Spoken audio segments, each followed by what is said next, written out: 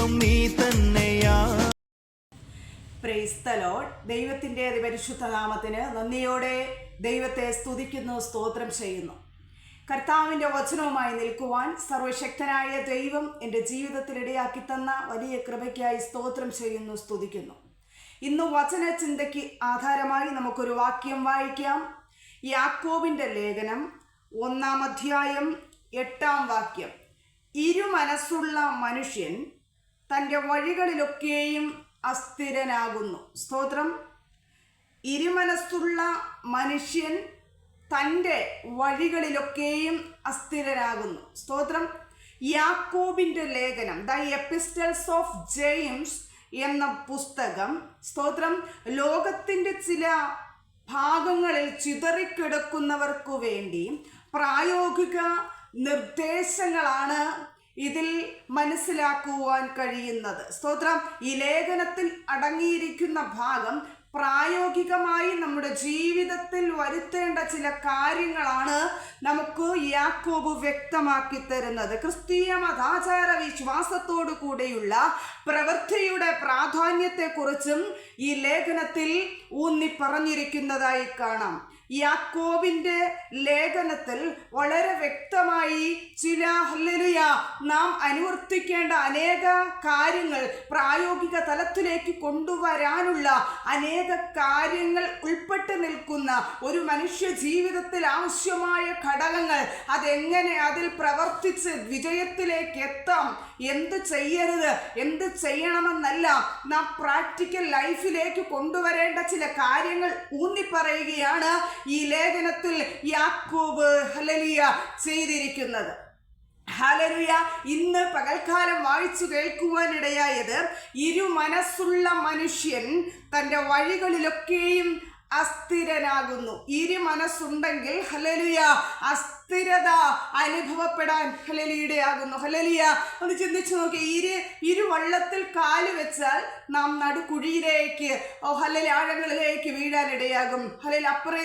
അപ്ര സൈഡുമില്ല, ഇപ്ര സൈഡുമില്ല. സ്തോത്രം. അതുപോലെ തന്നെ ഇരുവഴികളിൽ ഇരുമനസ്സ് ഉള്ള ഒരു മനുഷ്യൻ, ഒരു വ്യക്തി പ്രാർത്ഥിക്കുമ്പോൾ ചിലപ്പോൾ ചിന്തിക്കും, ഇത് കിട്ടുമായിരിക്കും, കിട്ടും, എനിക്ക് തീർച്ചയായും നിശ്ചയമായും അത് ലഭിക്കുമെന്ന് നാം അത് നേടിയെടുത്തത് പ്രാക്ടിക്കലിലേക്ക് കൊണ്ടുവരണമെന്നാണ് യാക്കോബിൽ കൂടെ ദൈവത്തിൻ്റെ പരിശുദ്ധാത്മാവ് ഈ വചനത്തിൽ കൂടെ വ്യക്തമായി മനസ്സിലാക്കുവാൻ കഴിയുന്നത്.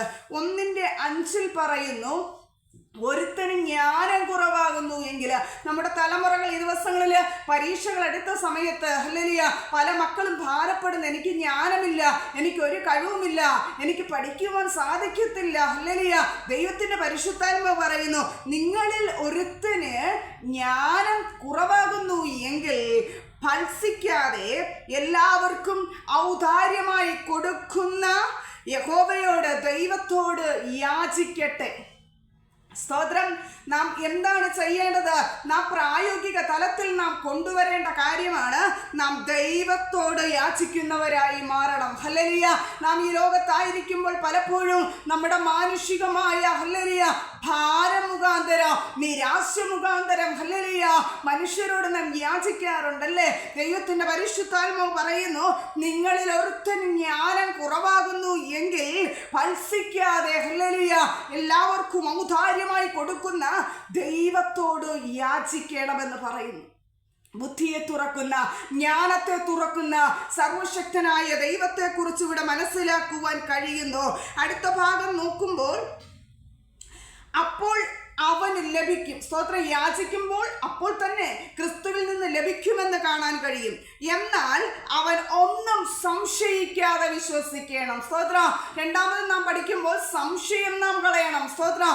പ്രാർത്ഥിക്കുമ്പോൾ ഇത് ലഭിക്കുമോ ഇല്ലയോ, ഇത് പ്രാർത്ഥിച്ചാൽ ശരിയാകുമോ, ഈ വിഷയത്തെക്കുറിച്ച് ഉപവസിച്ച് പ്രാർത്ഥിച്ചാൽ ഈ വിഷയം സക്സസ് ആയി നടക്കുമോ, ആ സംശയ ബുദ്ധി കളഞ്ഞിട്ട് കർത്താവിൻ്റെ സന്നിധിയിൽ വിശ്വാസത്തോടെ യാചിക്കണമെന്ന് ദൈവത്തിൻ്റെ വചനം പറയുന്നു. അതിനൊരു എക്സാമ്പിൾ പറയുന്നു. സംശയിക്കുന്നവൻ എങ്ങനെയുള്ള വ്യക്തിയാണ്?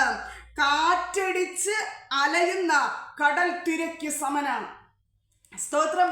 തിര വന്നും പോയും നിൽക്കും. ഇപ്പോൾ വിശ്വാസമുണ്ട്, കുറച്ച് കഴിഞ്ഞ് വിശ്വാസമില്ല, പിന്നെയും വിശ്വാസം കയറി വരും, പിന്നെയും വിശ്വാസം പോകും. അങ്ങനെയല്ല, നമ്മുടെ പ്രവൃത്തി പദത്തിലേക്ക് പ്രാക്ടിക്കലായിട്ട് നമ്മുടെ ജീവിതത്തിൽ കടന്നു വരണം. ഇത് ലഭിക്കും.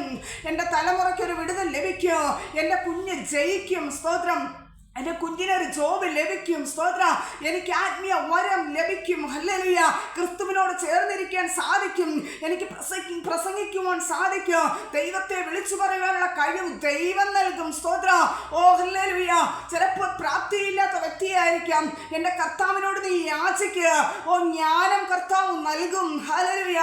സംശയിക്കാതെ ദൈവസന്നിധിയിൽ വിശ്വസിച്ച് പ്രാർത്ഥിക്കുന്ന വിഷയങ്ങളുടെ നടുവിൽ ദൈവം അത്ഭുതം പ്രവർത്തിക്കുമെന്ന് ഈ വാക്യം വ്യക്തമായി പറയുന്നു. ഹല്ലേലൂയ.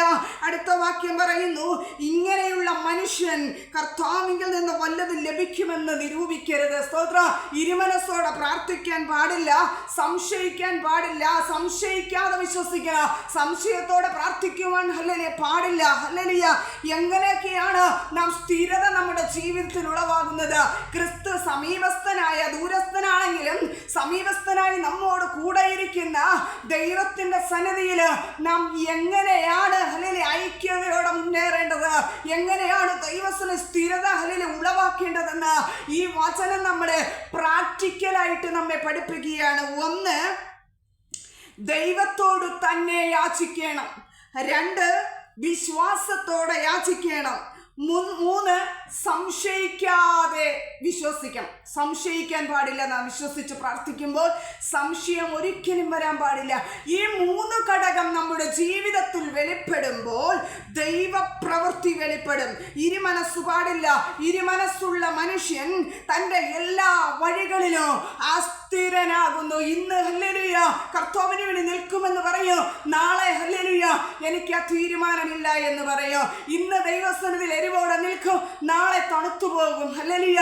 ഇന്ന് നല്ല തീഷ്ണതയോടെ നിൽക്കും, നാളെ തീരുമാനത്തിന് ഒരു വ്യത്യാസം വരും. എന്നെ കേൾക്കുന്ന ദൈവത്തിന്റെ പൈതലേ, ദൈവത്തിന്റെ വചനം പറയുന്നു, ക്രിസ്തുവിന്റെ ഹല്ലേലൂയ വചനപ്രകാരം നീ ജീവിക്കണം. നീ യാചിക്കുന്നത് ദൈവത്തോടായിരിക്കണം.